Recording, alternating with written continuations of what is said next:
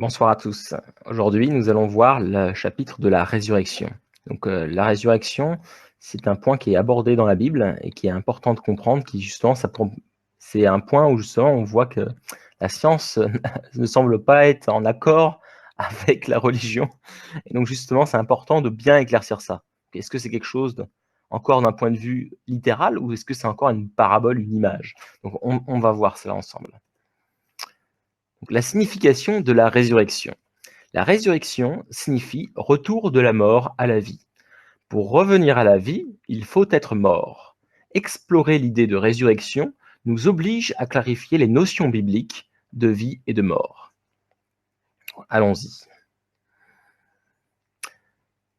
À un disciple qui voulait enterrer son père, Jésus lui répondit: Laisse les morts enterrer leurs morts. Luc chapitre 9, verset 60.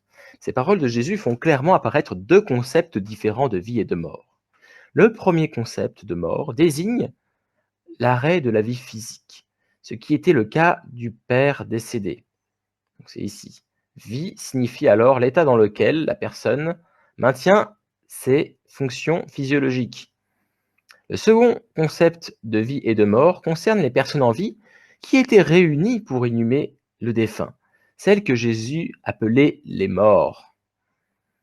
Il s'agit du fait d'avoir quitté le sein de l'amour de Dieu et d'être tombé sous l'emprise de Satan. Le concept correspondant de vie concerne ceux qui vivent selon la volonté de Dieu au sein de son amour infini.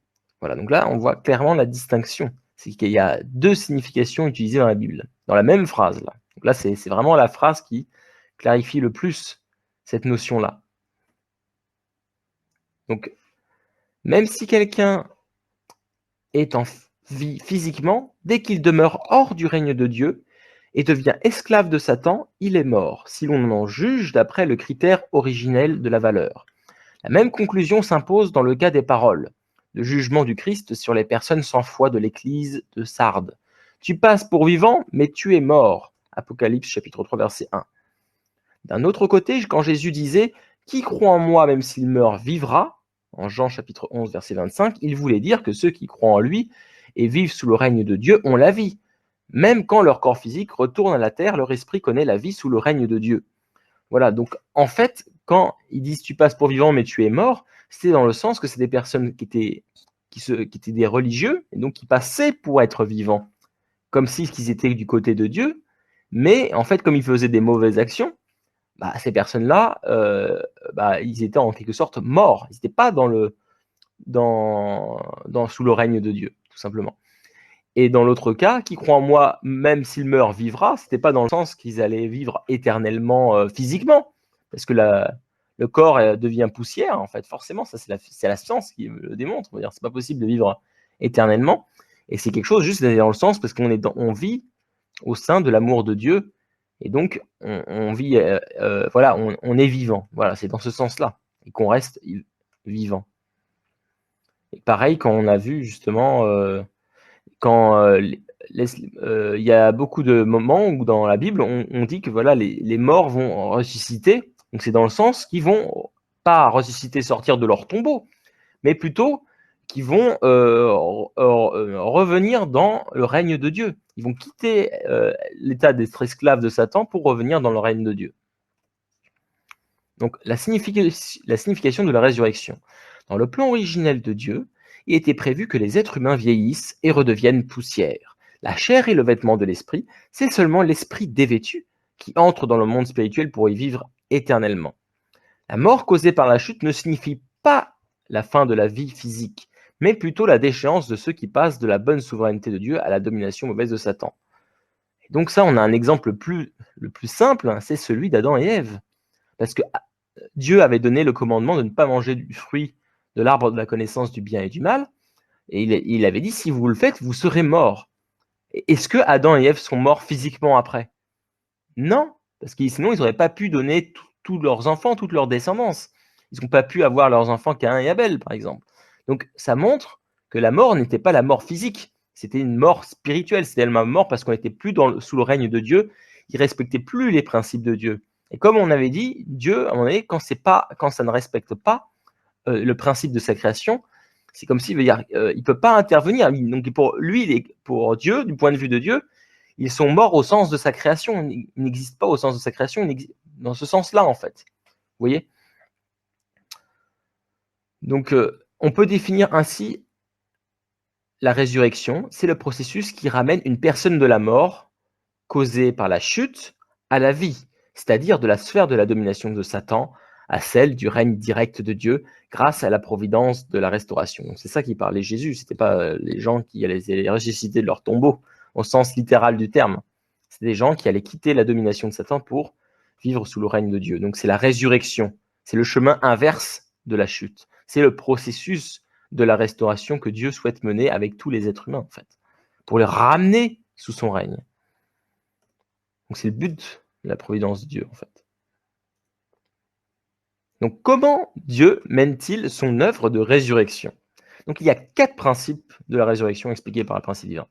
Il y a la parole de Dieu. Premièrement, la résurrection a lieu par la parole de Dieu, la vérité.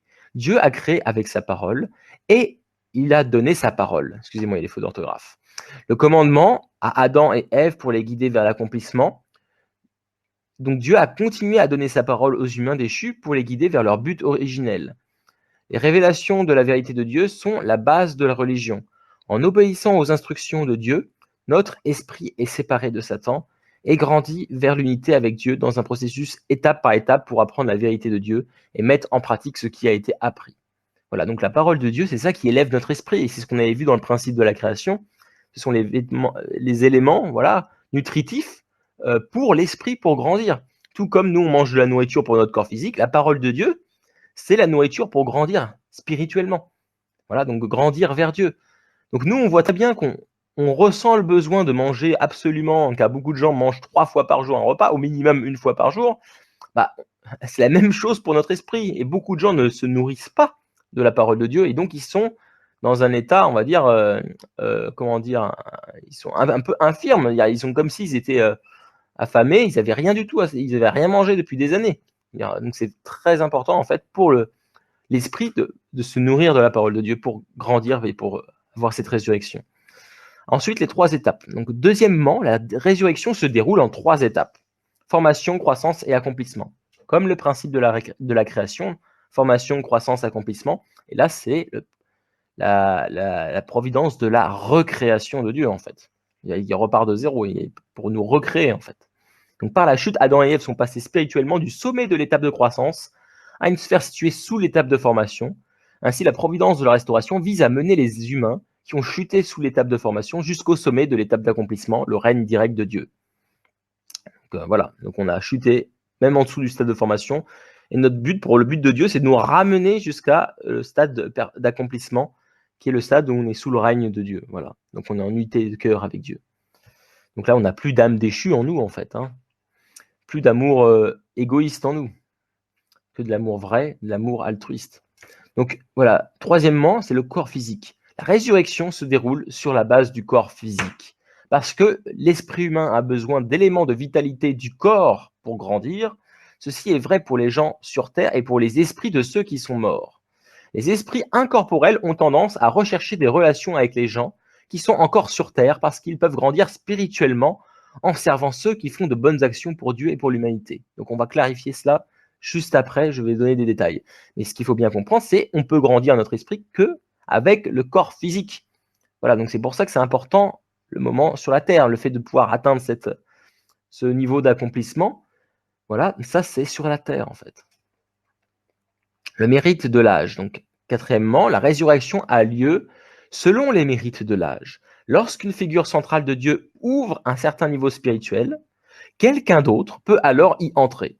Aussi, les grandes figures de l'histoire de la restauration, telles que Confucius, Bouddha, Moïse, Jésus et Mahomet, ont ouvert la voie à de nombreux domaines de résurrection qu'ils lèguent en héritage à leurs disciples. On va en voir quelques-uns juste après comme exemple.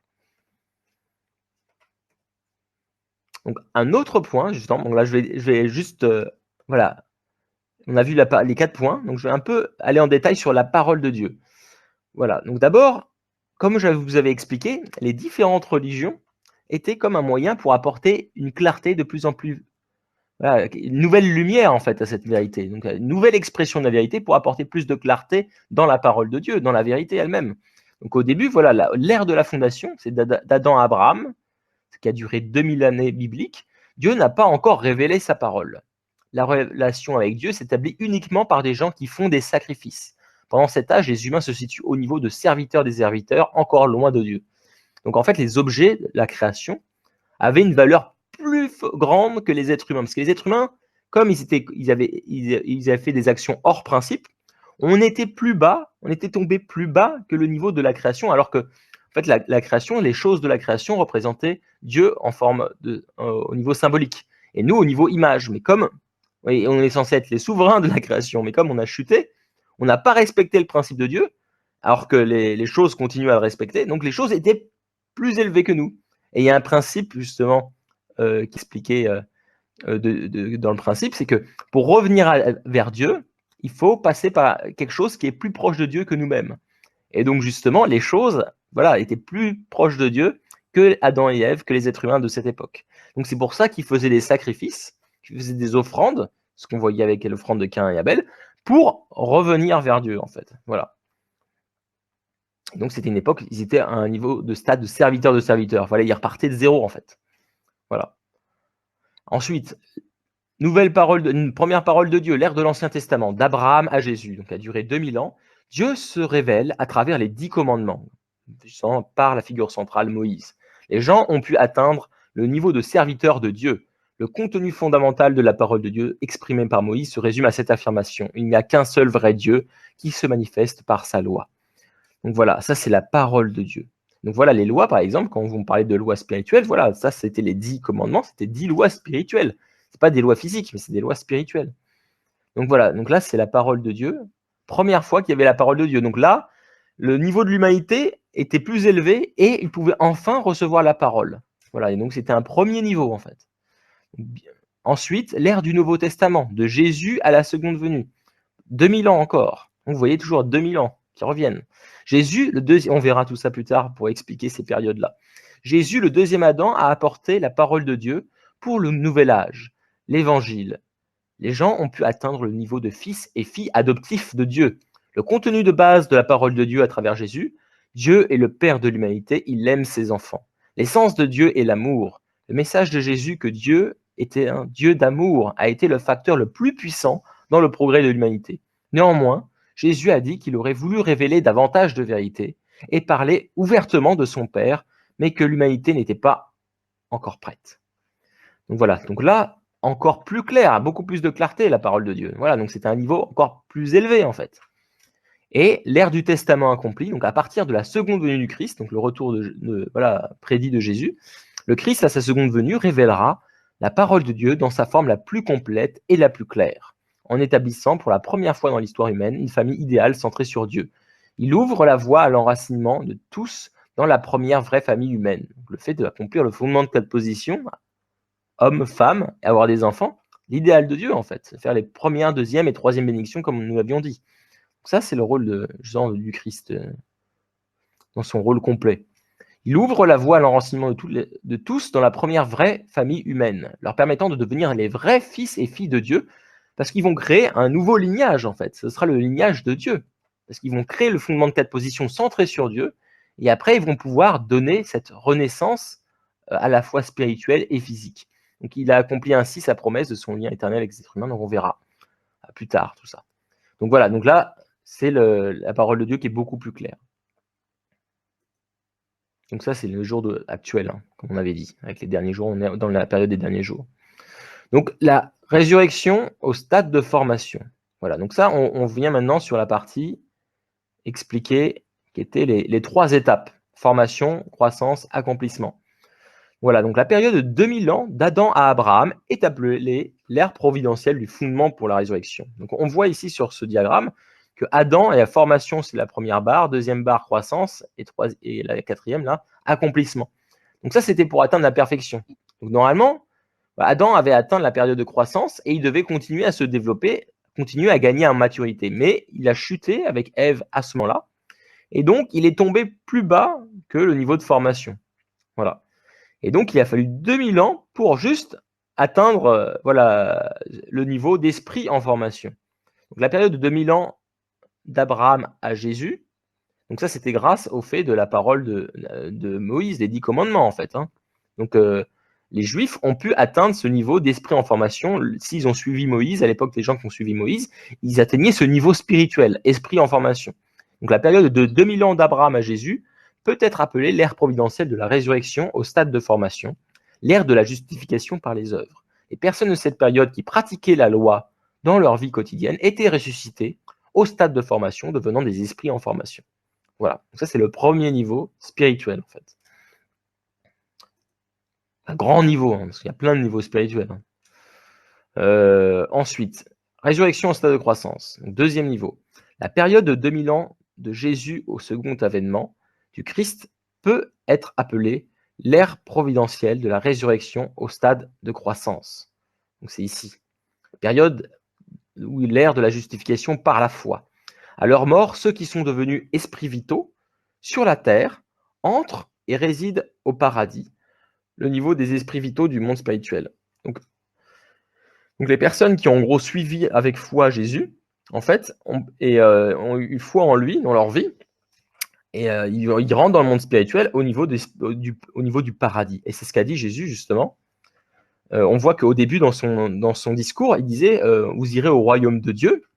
Mais après, il a changé d'attitude et quand il était sur la croix, il n'a plus parlé de royaume de Dieu. Quand il y avait les personnes à sa droite ou à sa gauche, je ne sais plus lequel, qui disait qui avait soutenu Jésus, il a dit toi, tu iras au paradis avec moi, en fait. Donc le paradis, c'est pas le royaume de Dieu. C'est un niveau différent, c'est le troisième niveau. C'est le niveau du stade d'accomplissement. Le paradis, c'est pas ce niveau-là, c'est le niveau de stade de croissance. Voilà, parce qu'il n'avait pas pu apporter le salut spirituel et physique, mais que spirituel. Donc il a pu élever le niveau jusqu'au niveau d'esprit vitaux qui nous permettent d'aller au niveau du paradis. Voilà. Donc ensuite, il y a le résurrection au stade d'accomplissement. Donc ça, c'est ce qu'était Jésus, il était venu à la base accomplir. Et donc c'est pour ça, l'ère au cours de laquelle l'être humain peut, grâce au retour du Christ, donc à la base c'était Jésus quand il devait venir, il parlait de royaume de Dieu justement au début. Hein. Donc grâce au retour du Christ, achever la providence de la résurrection est appelée l'ère providentielle de la résurrection au stade d'accomplissement. L'ère de la justification par le service, dans le sens où on sert le Messie, on le soutient dans la providence de Dieu, on se fait le service de Dieu, on est au service de Dieu pour accomplir sa providence. Quand les croyants de cette ère quittent leur corps physique, ils entrent et demeurent en tant qu'esprit dans le royaume de Dieu, au ciel, qui est le niveau des esprits divins du monde spirituel. Donc l'ère du service, c'est aussi vivre pour les autres, tout simplement. Hein. C'est toutes les religions enseignent ça, donc c'est vivre pour les autres, mais il faut le mettre en pratique. Voilà, très important. C'est incarner. C'est pas juste croire. Et beaucoup dans le christianisme, peut-être voilà, c'est souvent beaucoup de personnes s'arrêtent à juste dire ah oui, je crois en Dieu, je crois au Christ. Voilà, mais ils n'essayent pas de devenir comme le Christ, ils n'essayent pas de devenir comme Jésus. Et en fait, c'est ce qu'il faut faire. Il faut incarner, il faut vivre une vie, on va dire, avoir la même attitude que Jésus. C'est ça en fait qu'il faut atteindre, parce que Jésus a été le premier à atteindre la première bénédiction, la maturité, mais nous sommes tous invités à atteindre ce niveau en fait. Hein. C'est le niveau que Dieu avait souhaité pour nous à l'origine. Donc la providence de la résurrection pour les esprits, parce que là on a parlé des personnes qui vivaient sur la terre.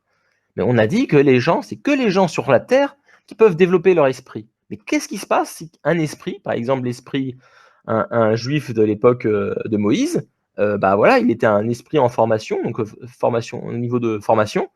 À un moment donné, quand Jésus est arrivé, comment il fait pour s'élever en fait dans le monde spirituel? Il va être bloqué pour l'éternité? Non, il y a une solution bien sûr, que Dieu il donne un chemin pour la restauration. Et donc, c'est le chemin que nous allons expliquer. Donc, les esprits ne peuvent ni grandir ni ressusciter en dehors d'une personne physique. Les esprits des personnes qui sont mortes avant d'avoir pu atteindre la perfection durant leur vie terrestre ne peuvent ressusciter qu'en retournant sur Terre et en accomplissant leurs responsabilités inachevées grâce à une coopération avec les personnes vivant sur la Terre. Quand les êtres humains deviennent réceptifs aux esprits grâce à la prière et à d'autres activités spirituelles, les esprits descendent vers eux pour former une base commune avec leurs personnes spirituelles et œuvrer avec eux. Donc, pour résumer, les esprits vont descendre sur la terre et ils vont essayer d'inspirer les personnes physiques. Donc, par exemple, moi, il y a des esprits à travers chaque personne. Il y a des bons esprits qui viennent essayer de nous inspirer à faire des bonnes actions qui vont aider à accomplir la providence de Dieu, en fait.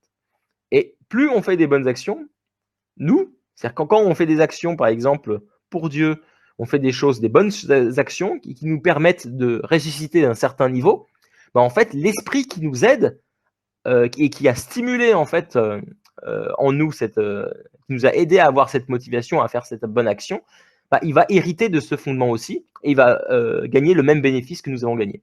Voilà, donc ça c'est le moyen pour les esprits de se restaurer. Et donc on voit à quel point c'est important de grandir sur la terre quand on est notre propre, on va dire, chef. Parce que même s'il y a des esprits qui viennent nous influencer, mais en quelque sorte, on est influencé à quel niveau? Ça reste juste de l'ordre de l'idée, en fait. Hein. C'est des idées. Et donc, beaucoup de gens, des fois, sont bloqués parce qu'il y a des esprits, on va dire, en souffrance qui les bloquent euh, pour les forcer à avoir un certain type de pensée, les bloquer dans leur développement, en fait. Hein. Et il y a d'autres esprits qui poussent, des bons esprits, qui les poussent à avoir l'envie de vivre pour les autres, etc. Voilà, mais en quelque sorte, leur impact sur nous n'est pas, dire, c'est pas eux qui décident, hein, c'est juste des idées dans notre esprit. Après, c'est nous qui décidons de les prendre ou pas. Donc on voit que nous, quand on est vivant sur Terre, c'est nous qui décidons. Donc c'est important de voilà, le moment où on peut plus grandir facilement, c'est quand on est nos propres maîtres, quand on est dans nos corps physiques. Parce que si on va dans le monde spirituel, on va essayer d'influencer peut-être des gens sur la Terre et ce sera beaucoup, beaucoup plus dur. Donc c'est pour ça que et c'est très important notre vie sur Terre pour se développer notre esprit en fait. Développer notre amour pour les autres, etc. Parce qu'après, ce sera beaucoup plus dur en fait. Donc la résurrection par le retour des esprits de juifs et de chrétiens au stade de croissance. Donc, ça, un exemple. Après l'avènement de Jésus, les esprits en formation de l'ère de l'Ancien Testament sont tous revenus sur la terre pour y aider les croyants à atteindre le niveau d'esprit vital, donc le deuxième niveau. En aidant ainsi les personnes à atteindre le niveau d'esprit vital, ils ont reçu à leur tour le même bénéfice, devenir des esprits vitaux et entrer au paradis. Nous appelons cela la résurrection par le retour au stade de croissance. On rapporte dans la Bible qu'au moment où Jésus mourut sur la croix, de nombreux corps de saints sortirent des tombeaux. En réalité, cela décrit le phénomène spirituel de la résurrection par le retour.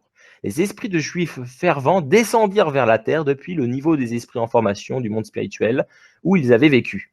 Ils revinrent aider les croyants sur la terre qui avaient la possibilité de bénéficier de la rédemption par la croix, à croire en Jésus et à devenir des esprits vitaux.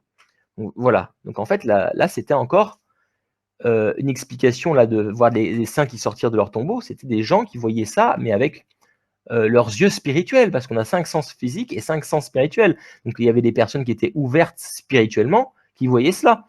Dire si c'était vraiment physiquement que des gens ressuscitaient de leur tombeau, dire tout le monde aurait cru en Jésus. Là, ça aurait été écrit, ça aurait été clair, mais ça n'a pas été ça en fait. C'est parce que c'était juste des personnes qui ont eu cette expérience spirituelle en fait, hein, qui ont vu ça.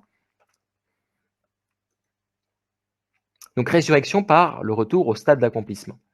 Au second avènement, les esprits vitaux de l'ère du Nouveau Testament reviendront tous sur terre pour aider pour aider les personnes sur terre à atteindre le niveau d'esprit divin. Ils recevront eux aussi le même bénéfice et deviendront des esprits divins. Quand les saints de la terre passeront dans l'autre monde et entreront au royaume de Dieu dans le monde spirituel, les esprits qui les auront aidés entreront aussi dans le royaume. Cette providence de résurrection est appelée la résurrection par le retour au stade d'accomplissement. Donc c'est la même chose, ceux qui ont suivi, par exemple, sont atteints ce niveau d'esprit vitaux, par exemple en suivant Jésus lors de sa vie, ou alors dans leur vie après de chrétiens, par exemple, plus tard, dans les 2000 ans qui ont suivi, et qui sont partis dans le monde spirituel, il suffit qu'ils viennent aider des personnes sur la terre qui vivent à l'époque ou après l'arrivée du second avènement, pour les aider à justement aider le Messie à faire sa providence en fait, hein, et à recevoir ce salut eux-mêmes. Voilà. Donc s'ils les aident en fait les personnes sur terre à recevoir ce salut physique et spirituel, ils vont eux-mêmes en hériter en fait. Voilà. Donc ça c'est voilà, c'est comment c'est expliqué dans le principe divin. Donc on voit qu'il y a une solution pour les esprits, mais on voit que c'est beaucoup plus difficile en fait, hein, parce qu'ils n'ont pas le pouvoir sur nous, ils ont juste un pouvoir d'influence en quelque sorte.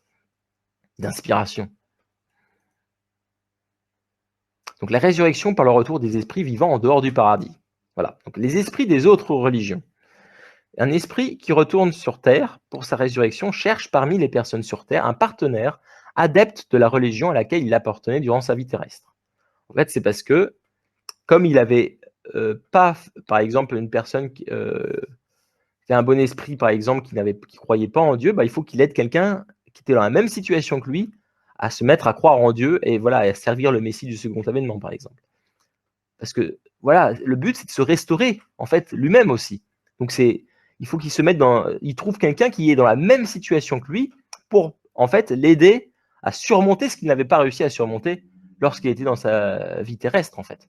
Donc le but voilà, c'est de payer par indemnité et aider la personne à se restaurer. Voilà, donc il faut qu'il repasse vers une personne similaire à ce qu'il était quand il vivait sur Terre. Donc un esprit descend vers la personne de son choix et la guide. Quand il aide cette personne à accomplir le but de la providence clé de la restauration, tous deux reçoivent le même bénéfice.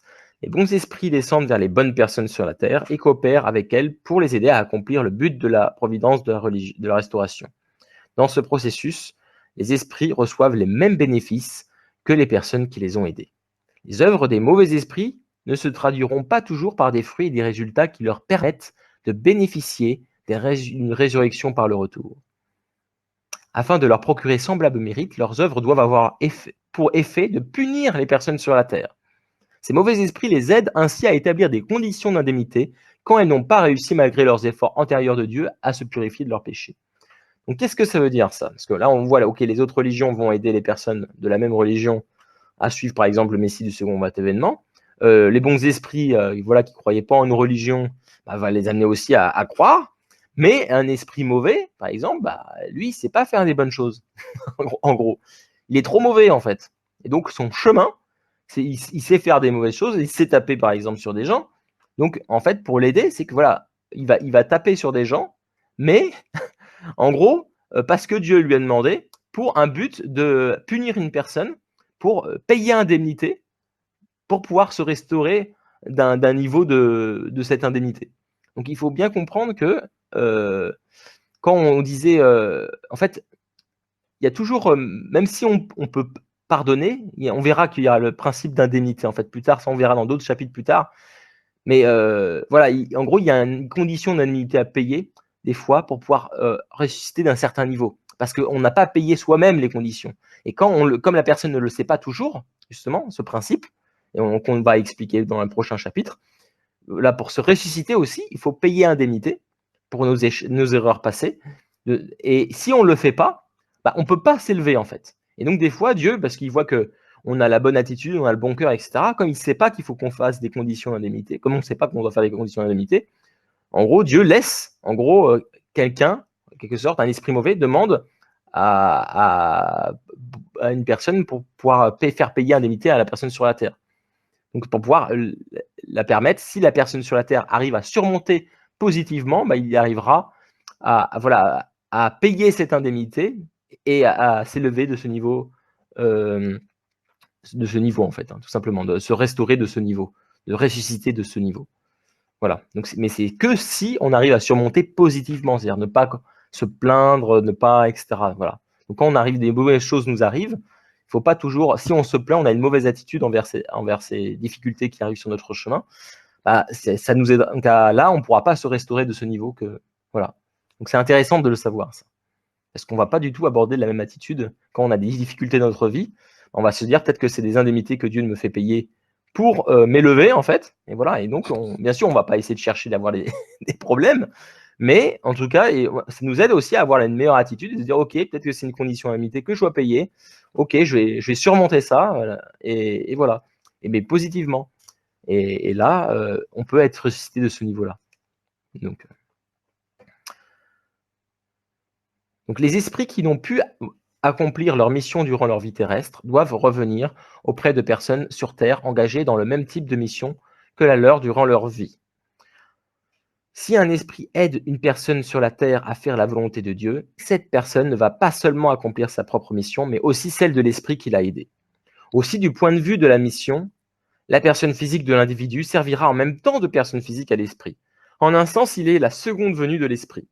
Aussi est-il parfois appelé par le nom de l'esprit, apparaissant comme la réincarnation de cet esprit. Ainsi, dans les derniers jours, il y a des personnes qui prétendent être la seconde venue du Jésus, le Bouddha Maitreya, Confucius, l'olivier ou l'arbre de vie. Les doctrines bouddhistes et hindouistes de la réincarnation interprètent ces phénomènes, mais sans comprendre la cause réelle qu'explique le principe de la résurrection par le retour. Et donc, on va voir dans la partie justement de la providence de Jésus, mais justement, Malachie avait dit que avant que le Messie arrive, il faut qu'il y aurait justement un prophète Élie. Et Jésus, qu'est-ce qu'il disait? Il disait que Jean le Baptiste était cet Élie, en fait. Et Élie, c'était quelqu'un qui avait vécu il y a longtemps auparavant, en fait. Hein. Donc, c'était un esprit. Et donc, les gens s'attendaient à voir Élie revenir. Et Jésus disait, non, c'est Jean le Baptiste, c'est lui, c'est Élie. Et c'est parce que ils avaient la même mission, en fait. C'était la mission de préparer le chemin, de proclamer le Messie, en fait. Et donc, mais Jean-Baptiste ne l'avait pas compris, donc il avait nié être Élie. Il ne connaissait pas, en fait, ce principe en quelque sorte, de la réincarnation de l'esprit. Et en fait, c'est Élie qui l'aidait, qui travaillait avec Jean-Baptiste pour faire la mission de proclamer de Jésus comme Messie et de le servir, etc. Mais ça s'est malheureusement pas fait. Et on va voir en détail plus tard. Mais voilà, donc c'est ça en fait. Hein. Ça, typiquement, c'est un exemple de cette réincarnation de l'esprit. Et donc la réincarnation évoquée par l'hindouisme ou le bouddhisme, typiquement. Voilà, donc là, le principe divin l'explique. Donc c'est en fait ce but, c'est pour pouvoir aider donc, à ces personnes-là à accomplir leur mission, à terminer leur mission sur la Terre, en fait. Hein. Donc, les leçons sur la résurrection. Donc la résurrection, voilà, pour résumer, c'est le fait de passer de la domination de Satan à la souveraineté de Dieu. Donc c'est pas quelque chose, voilà, qu'on peut dire ah c'est antagoniste entre la science et la religion. Non, c'est juste un aspect, c'était une image en fait, hein, qui voulait simplement dire la résurrection, c'est passer de la mort à la vie au sens spirituel du terme, au sens que voilà, on n'était plus dans, on était plus vivant aux yeux de Dieu au sens de sa création, parce qu'on on vivait de manière hors principe, tout simplement. La résurrection se fait grâce à la parole de Dieu, par l'intermédiaire de nouvelles révélations de Dieu de plus en plus complètes et claires, au corps physique qui permet à notre esprit de se développer, au mérite de l'âge qui permet d'hériter des bonnes actions et des accomplissements de figures centrales passées. Voilà, donc par exemple, grâce au baptême, grâce à différentes cérémonies, bah, ça permet justement de bénéficier de ce nettoyage en nous, en fait. Hein, et on verra aussi plus tard d'autres choses apportées par justement le révérend et son épouse. Notre résurrection nous permet de se rapprocher de Dieu, mais permet aussi aux esprits qui nous ont aidés d'hériter du même bénéfice. Le fait de se restaurer ressuscite à la fois d'autres personnes vivant dans le monde spirituel.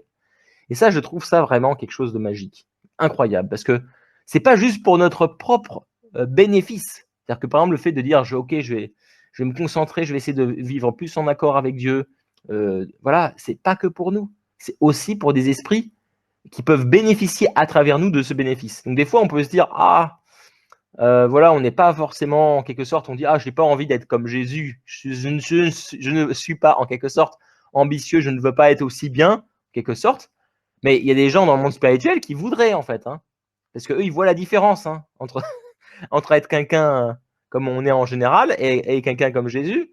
Voilà, on n'est pas du tout au même niveau dans le monde spirituel et on est vit beaucoup plus heureux parce que on vit en accord avec le principe de la création. Et voilà, alors que donc typiquement rien que pour leur bénéfice, même si nous on n'est pas très motivés, c'est bon pour eux en fait. Hein. C'est bon pour eux et en plus quand on vit pour les autres, c'est bon pour les autres. Donc en fait c'est bon pour trois individus. C'est bon quand on vit pour les autres, on vit pour voilà pour les personnes qu'on aide, c'est bien pour eux. Ensuite c'est bon pour les personnes en monde spirituel parce qu'on fait des bonnes actions pour les autres, donc on s'élève, on se restaure, on ressuscite. Donc ça fait ressusciter les personnes en monde spirituel et ça nous ressuscite nous-mêmes. Donc c'est trois en un quoi. Voilà, donc là il faut y aller, il faut vivre pour les autres. Je vous conseille. C'est bon pour vous, c'est bon pour les autres autour de vous. Voilà, il n'y a plus de raison de ne plus le faire. Voilà. Ensuite, les nuisances que nous pouvons recevoir d'autres personnes peuvent nous être données pour nous permettre de nous restaurer à un nouveau niveau qui n'aurait pas été atteignable sans cela. Donc, attention à ne pas se plaindre. Quand il y a des choses difficiles qui arrivent dans notre vie, on peut se dire peut-être que c'est des conditions, ça peut être des conditions d'amitié que Dieu nous fait payer, justement, pour pouvoir s'élever à un nouveau niveau spirituel qu'on aurait été incapable sans cette condition d'unité. Parce qu'il faut bien comprendre que quand on fait des fautes, c'est comme par exemple, j'avais entendu une fois un pasteur qui disait un bon exemple. Il était aux États-Unis, il conduisait, il était allé un peu trop vite, et donc il y a une policière qui l'arrête, qui dit hey, voilà, vous êtes allé trop vite. Et en fait, qu'est-ce qui se passe? Il a dit désolé, excusez-moi, est-ce que vous pouvez me pardonner? En gros, le pasteur il demande ça. Est-ce que vous pouvez me pardonner? La policière elle fait oui, oui, je vous pardonne. Alors le pasteur il est étonné, il fait ah ouais, super. Et la policière commence à partir à sa voiture et elle revient et après elle lui donne la facture. Elle dit voilà, ce sera 50 $. Mais je croyais que vous m'aviez pardonné. Oui, je vous ai pardonné, mais ça n'empêche pas de payer. Ça n'empêche pas de payer. Voilà. Et donc c'est pareil quand on voit des gens des fois qui sont emprisonnés. La prison, les choses comme ça, on voit que c'est des choses qui ont été inspirées par Dieu parce que c'est pour payer indemnité. Quand on a fait des fautes, il faut payer indemnité. C'est une loi spirituelle, on va le voir plus tard en détail. C'est une loi spirituelle de ressusciter grâce à des conditions d'indemnité. Et donc, si on ne paye pas ces indemnités, on ne peut pas ressusciter. Donc, il ne suffit pas juste de dire, OK, je te pardonne, c'est fini. Non, il y a un principe, il y a une loi spirituelle. Tu as fait des mauvaises choses, tu dois payer l'indemnité. Voilà. Donc, c'est exactement ce principe. Et donc, des fois, comme on ne le comprend pas, même si on a une bonne attitude, on a changé d'avis, maintenant on veut vivre pour le bien des autres, etc. Mais si tu as fait des mauvaises choses dans le passé, d'une manière ou d'une autre, il va falloir payer. Donc, soit c'est en faisant du bien aux autres, et soit ça peut être aussi en recevant des conditions d'indemnité. Voilà. Ou peut-être des fois les deux sont obligés, voilà, pour pouvoir s'élever. Donc attention à ne pas se plaindre. De toute façon, le fait de se plaindre, c'est vraiment très mauvais, c'est très destructeur pour l'esprit. C'est vraiment destructeur. Il faut plutôt cultiver la gratitude, donc complètement l'opposé. Et là, vous aurez des vies beaucoup plus épanouies, beaucoup plus heureuses. Le fait de se plaindre, ça sert vraiment, mais vraiment à rien. C'est plus contre-productif et ça vous détruit. Je le déconseille fortement. Donc maintenant, voilà, on va voir la prédestination. Donc la prédestination, qu'est-ce que c'est? Beaucoup dans la Bible, on voit, en fait, c'est un point très important. Parce que le point le plus important dans la Bible, c'est le mot. C'est quoi le mot plus important? C'est si. Si. Prédestination. Si. Et donc, on voit des fois des choses qui sont différentes. Par exemple, Jésus, d'un côté, on voit ce sera le roi des rois, le Messie sera le roi des rois quand il va venir, etc.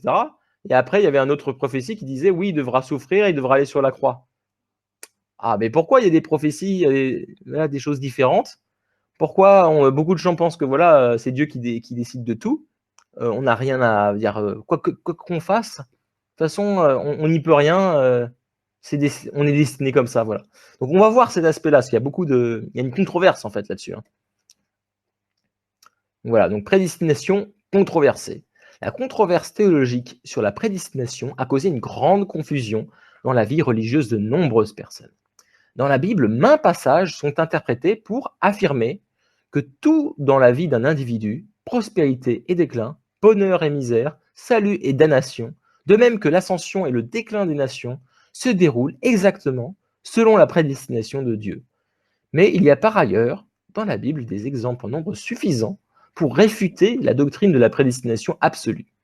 Étant donné qu'il y a suffisamment d'arguments dans la Bible pour justifier l'une ou l'autre de ces deux doctrines contradictoires, comment le principe divin peut-il résoudre ce problème?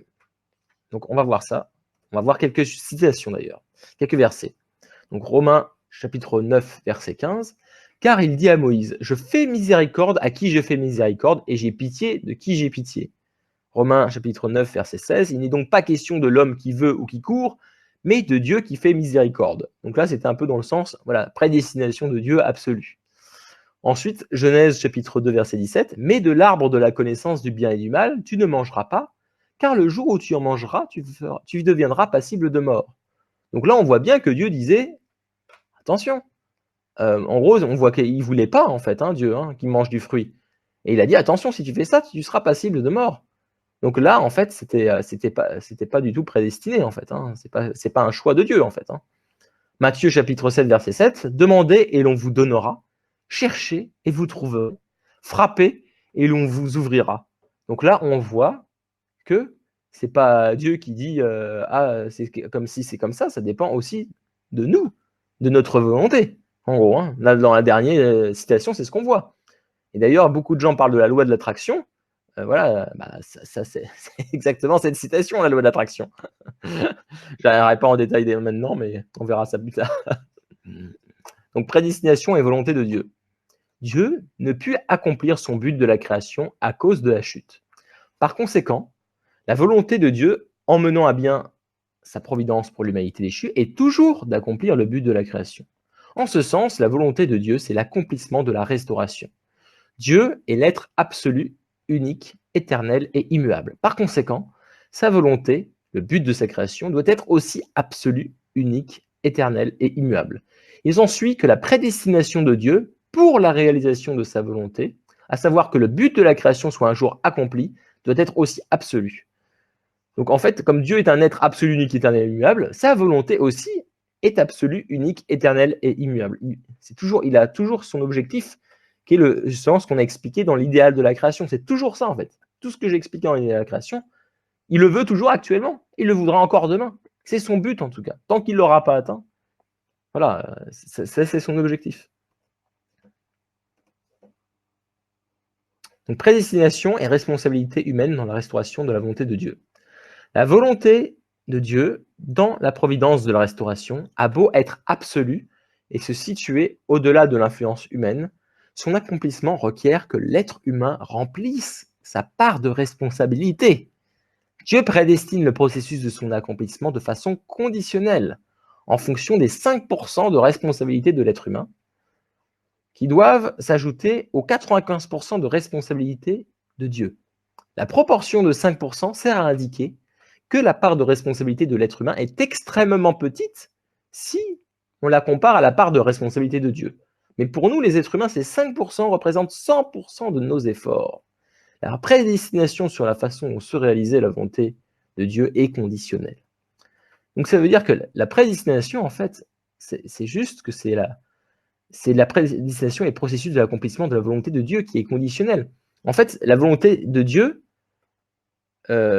c'est ça en fait, il prédestine ça, mais elle est conditionnelle par rapport à la responsabilité de l'être humain. Est-ce qu'il accomplit ou est-ce qu'il ne l'accomplit pas en fait? Et quand on voit Dieu, le premier commandement qui dit attention, si vous mangez de l'arbre du fruit de la connaissance du bien et du mal, vous mourrez. Voilà, c'était en gros un si vous accomplissez pas votre part de responsabilité. Et dans la Bible, il y a énormément de passages comme ça. Et quand on dit Jésus sera le roi des rois, c'est si les êtres humains accomplissent leur part de responsabilité et le suivent et vivent pour lui et le soutiennent, etc. Voilà. Mais s'ils ne l'accomplissent pas, voilà, sa responsabilité de l'être humain, ils n'auront pas fait leurs 5% comparé aux 100%. Et donc, Dieu est en l'incapacité d'accomplir sa volonté parce que c'est une co-création. Dieu a voulu être en partenariat avec nous, avec les êtres humains. Il a fait exprès pour qu'il voulait être uni avec nous, en fait. Hein. Donc, c'est quelque chose, nous, on vit dans le monde physique, c'est nous qui faisons, c'est comme on est dans un groupe, on est deux, je veux dire, il faut la volonté des deux pour accomplir quelque chose. S'il y en a un qui veut rien faire, on fait rien, hein. C'est tout. Et là, et surtout que Dieu, c'est un être qui n'est pas physique, il n'est pas substantiel, et voilà, et donc il agit à travers les êtres humains en fait aussi. Hein.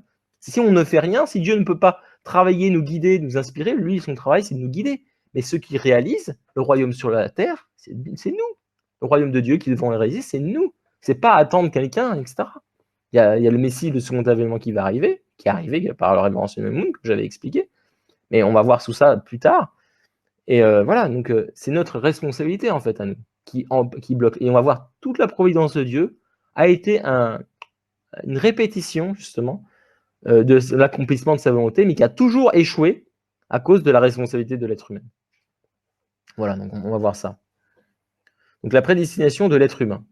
Adam et Ève devaient devenir les bons ancêtres de l'humanité à condition de remplir leur part de responsabilité, obéir au commandement de Dieu de ne pas manger du fruit.